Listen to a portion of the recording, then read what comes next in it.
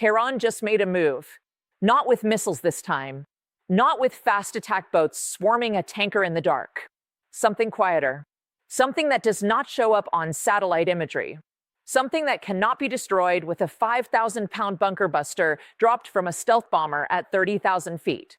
And within minutes, energy markets felt it. The price of Brent crude does not lie. Politicians lie. Spokesmen lie. Official statements are written by lawyers. But when quantitative trading algorithms across hundreds of hedge funds simultaneously recalculate their risk assumptions, that is not spin. That is reality arriving before the cameras do. Today, I am going to show you exactly what that move was, why it was made right now, and what it means for the next 60 days. Here is what we are going to cover today. And I need you to stay with me through every layer of this, because each one builds on the last. First, why Tehran made this move at this specific moment, and why the timing is not accidental.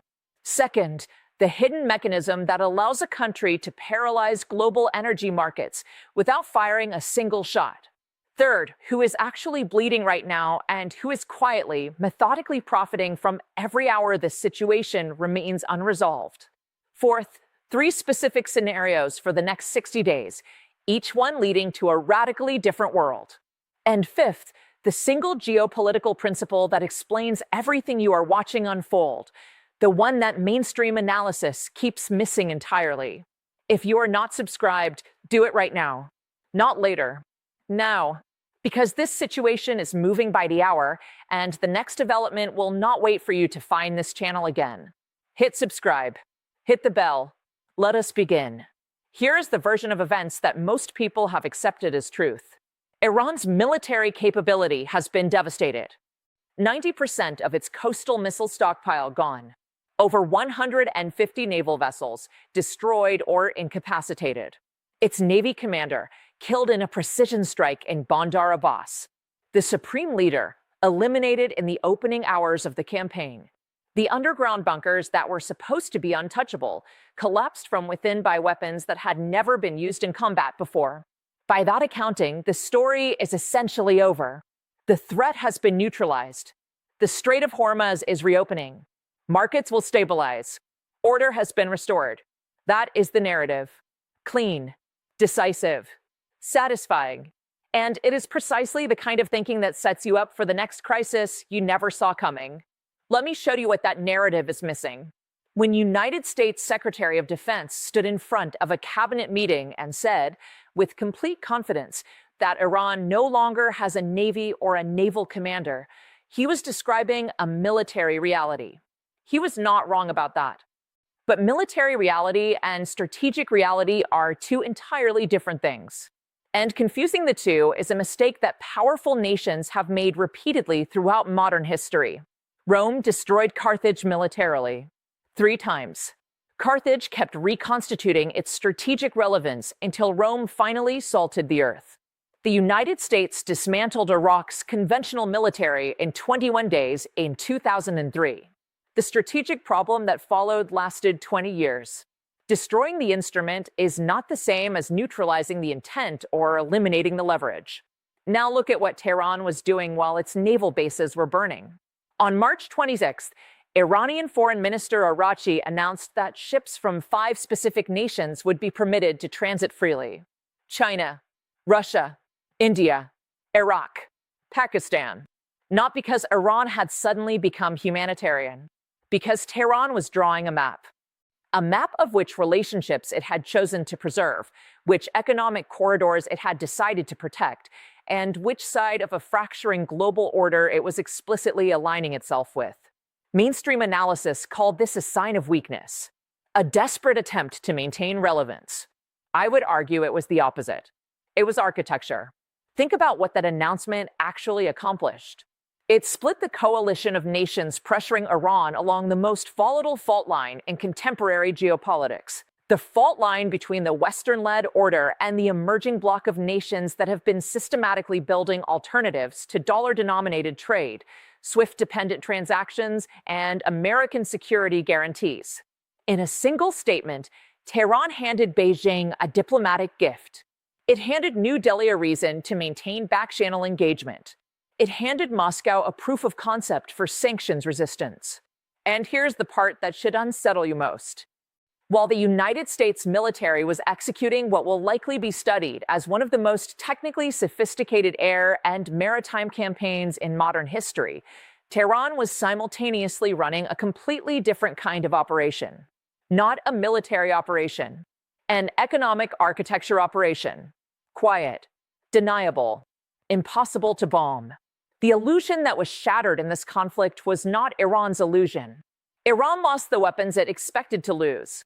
The illusion that was shattered belongs to the side that assumed destroying the hardware was the same as winning the argument. The hardware is gone. The argument is still very much alive.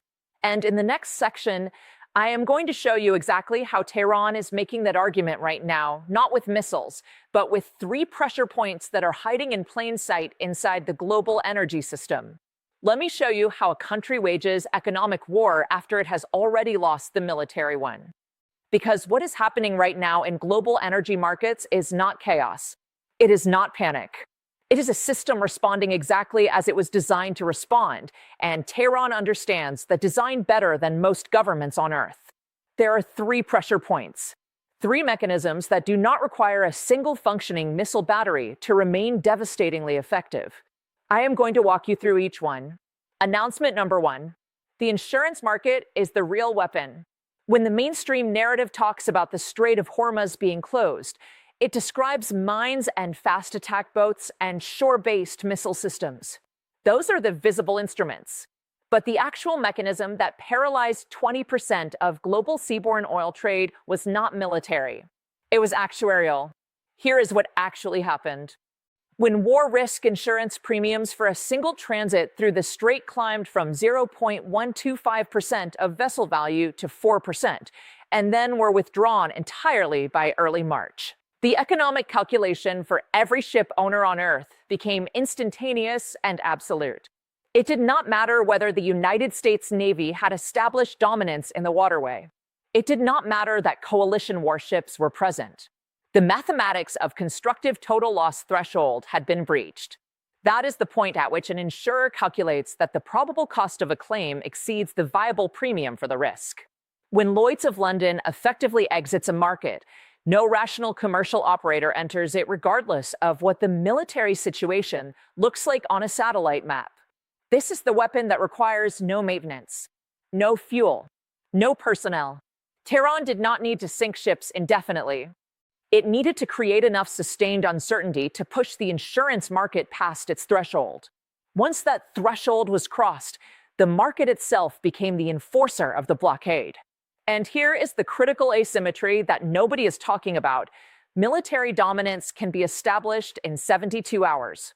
Insurance market confidence takes 6 to 8 weeks to rebuild. That gap is Tehran's operating window, and it remains open right now. Announcement number 2. The payment architecture beneath the oil. While every camera was pointed at burning naval facilities and bunker-busting munitions making their combat debut, a quieter restructuring was accelerating beneath the surface of the crisis. Iran's oil transactions with China had already migrated to renminbi-denominated settlement before this conflict began. But the March 26 transit exemption announcement introduced something new into that architecture. By explicitly including India and Pakistan alongside China and Russia in the list of permitted nations, Tehran was not simply managing relationships. It was extending an invitation into a parallel energy payment ecosystem that operates outside of SWIFT, outside of dollar denomination, and outside of the sanctions enforcement mechanisms that Washington has spent decades constructing. Consider what this means in practical terms. Every barrel of oil that moves through a non-dollar, non-SWIFT transaction channel is a data point in an accelerating trend that the Bank for International Settlements has been quietly tracking for 3 years. The trend is not yet large enough to destabilize the petrodollar system. But every crisis like this one accelerates its normalization. Every time a major energy transaction is completed outside the dollar system without consequence, the psychological barrier to the next one drops. Tehran is not trying to destroy the petrodollar today. It is contributing to the infrastructure that makes its destruction conceivable tomorrow. That is a generational strategy being executed inside a short-term military crisis. Announcement number 3. The supply chain nobody was watching. This is the detail that received almost no analytical coverage, and it is arguably the most significant of the 3. Qatar's Ras Laffan facility was struck by Iranian drones during the conflict. Most reporting treated this as one line in a longer list of regional attacks. An escalation data point. Background noise in a loud conflict. It was not background noise. Ras Laffan is one of the world's primary helium production and export facilities. And helium is not a party supply. Helium is a non-renewable, non-substitutable industrial gas that is critical to the manufacturing process for semiconductor chips, to the operation of magnetic resonance imaging equipment, and to the cryogenic systems used in rocket propulsion. There is no synthetic alternative at industrial scale. Once a helium supply chain is disrupted, the downstream effects move through the global semiconductor industry with a lag of approximately 4 to 8 weeks. That lag is not yet visible in the headlines. It will become visible in chip production schedules at facilities operated by companies whose names you recognize. The disruption at Ras Laffan did not destroy the global semiconductor supply chain, but it introduced a stress fracture into a system that was already operating with minimal redundancy after years of geopolitical supply chain fragmentation between the United States and China. Tehran did not need to understand semiconductor manufacturing to understand that hitting Ras Laffan would send a signal far beyond the energy sector. Now step back and look at all 3 of these mechanisms together. An insurance market paralysis that military force cannot resolve on its preferred timeline. A payment architecture restructuring that accelerates every time the West applies pressure. A semiconductor supply chain stress fracture that will not appear in the damage assessments, but will appear in quarterly earnings calls 6 weeks from now. None of these require a functioning Navy. None of these can be eliminated by a 5,000-pound bunker buster. None of these show up on a satellite image of a destroyed coastal missile battery. This is what asymmetric economic warfare looks like in the 21st century. And this is why the story is nowhere near over. If this analysis is giving you something that you are not finding anywhere else, this is exactly what this channel exists to do. Subscribe right now and enable notifications, because the next development in this situation will not announce itself in advance. Let me tell you about something that happened in the derivatives markets during the first 72 hours of this crisis. It did not make the front page. It was not the subject of a White House briefing. But for anyone who knows how to read the signal beneath the noise, it was arguably more revealing than anything that appeared in an official statement. Net long positions on crude oil futures at the New York Mercantile Exchange surged in a pattern that was inconsistent with retail speculation. The volume profile, the contract sizing, the timing relative to public information flow, all of it pointed toward what derivatives analysts classify as informed institutional positioning. Not algorithms reacting to headlines. Not retail traders chasing momentum. Entities that had already done the calculation. Entities that had already decided where this was going before most people knew it had started. The smart money was not panicking. The smart money was positioning. Now I want to bring in a framework that I think is essential for understanding what we are actually watching here. Ray Dalio, founder of Bridgewater Associates, the largest hedge fund on earth, spent years developing what he calls the changing world order framework. His central thesis, supported by 800 years of historical data, is this: when a dominant empire begins deploying military force primarily to protect the integrity of its financial system rather than its physical territory, that is not a demonstration of strength. That is a late cycle symptom. It does not mean collapse is imminent. It means the system is under structural pressure that military action cannot resolve. I am not asserting that the United States is in decline. I am asserting that the question Dalio's framework forces us to ask is one that the current situation makes impossible to avoid. And here is where the story gets darker. According to sources within institutional investment circles in London, and I want to be precise about the status of this information, it is unconfirmed. It is not from official channels, but it is consistent with observable market behavior. Several sovereign wealth funds affiliated with Gulf Cooperation Council member states conducted significant portfolio rebalancing during the first week of this conflict. The rebalancing was not away from energy. It was within energy. Specifically, a rotation away from upstream oil production exposure and toward midstream infrastructure assets positioned along alternative shipping corridors. The Cape of Good Hope route, the Suez Canal approach, overland pipeline infrastructure through Turkey and Central Asia. If that rebalancing occurred at the scale being discussed in those circles, it tells you something that no official statement will ever tell you directly. Even the governments that stood beside Washington in public were privately hedging against a scenario in which the Strait of Hormuz does not return to full normalized operation in 2026. Read that again. The allies are buying insurance against the outcome their public statements say is already resolved. That is not disloyalty. That is how sophisticated capital actually behaves when it separates political obligation from financial reality. And when the money moves in a direction that contradicts the official narrative, experienced analysts have a simple rule: follow the money, not the microphone. Let me give you something that most analysis refuses to provide: not vague projections, not diplomatic hedging. 3 specific scenarios for the next 60 days, each one with a distinct set of winners, losers, and early warning signals that will tell you which path we are actually on before the headlines catch up. Scenario A, controlled de-escalation. I place the probability of this outcome at roughly 45%. Mine-clearing operations complete within 3 to 4 weeks.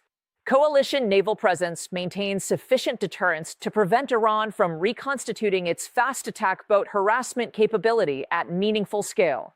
Tehran accepts indirect negotiations through Oman or Qatar, trading a partial scaling back of asymmetric pressure for preliminary conversations about sanctions relief. Daily ship crossings through the strait climb back toward 80 to 90% of pre-conflict levels by late spring. In this scenario, Brent crude settles into a range of $85 to $95 per barrel. War risk insurance premiums remain permanently elevated above pre-conflict baselines, but return to insurable territory. The global economy absorbs the shock. The winners in this scenario are not who you expect. Saudi Aramco, which sold every barrel it could at peak disruption pricing, has already won regardless of what happens next.